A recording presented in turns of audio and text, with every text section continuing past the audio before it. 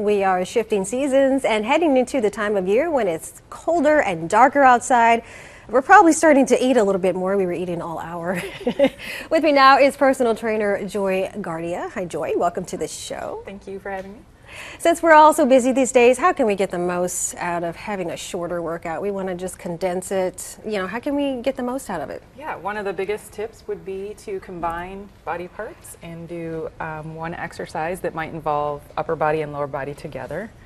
And a good way to do that, we can start off with some basic body movements. We like basic. Yeah. All right. Does this mean we need to change the time of day when we work out? Like, I know we're changing the clocks. Do we need to kind of adjust our workout schedule? And, I guess it's just kind of based on individuality, right? Yeah, I would say it's based on your schedule. A lot of times we have the excuse of we don't have time with our busy schedules, whether it's we're a stay-at-home mom and our kids take over our day. Sure. Or, our work schedule is just too tight. All right. But there's always a chance to fit it in. Fit it in. All right, we're doing core today, right?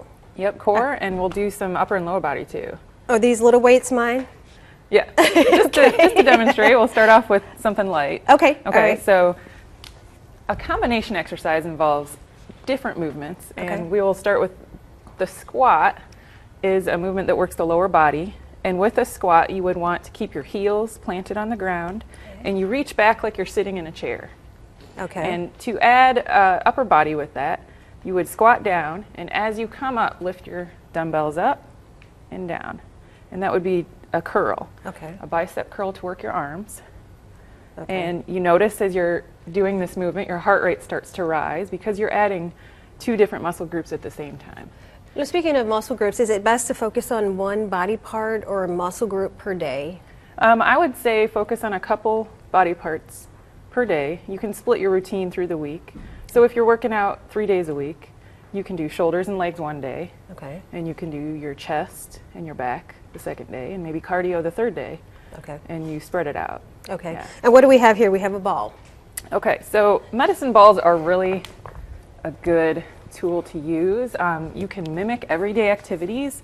Functional training is something that I like to do with all of my clients because it mimics everyday activities. Sure. So you say this is a child that you're picking up, a squat down and pick up the ball. Okay. And then you can place something on a shelf, or if you're picking up a box and you place it on the shelf, that mimics that everyday activity. So try that, and you'll notice that your heart rate does start to rise. Okay. So after a few reps. And then you're up, back, down. Okay. How much weight in this ball? That's 6 pounds. 6 pounds. And so if you're doing 15 reps of that, yeah, you can feel it. Get your heart rate up pretty quickly. Now, to work your core with a medicine ball, there are so many different things you can do. For standing exercises, which also mimic everyday activities, we don't really lay down too much in our everyday life, right? No, not so really. To keep standing up is more realistic, for our functional training. So start with a wide stance in a lunge position, and your back leg will bend down. Do I need the ball for this? Yes. Okay. Keep that ball. And just a basic twist to the side is going to work your core. You can twist both directions. Okay. And notice how you're also working your balance. All right. As you twist, it throws you off balance. Huh. Okay, so that's also going to get your heart rate up. Yeah, you really have to kind of, hold it in. You're using your core muscles. I can feel it. And then you would just switch sides. Okay.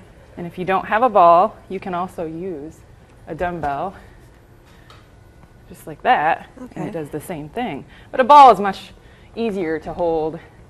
And then how many reps on this?